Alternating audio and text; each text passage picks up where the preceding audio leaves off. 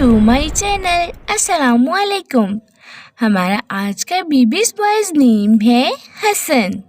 हसन की इंग्लिश में स्पेल्स हैं HASSAN हसन। इस नेम का मज़हब है इस्लाम और इस नेम का जिन्स है लड़का।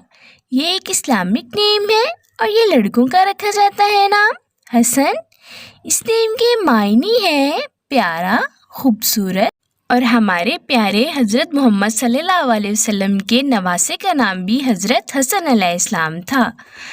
और इस नेम के हरूफ हैं, उर्दू में 3 हरूफ के साथ एक लफ्ज़ बनता है और इंग्लिश में इसके 6 वर्ड 1 लेटर हसन।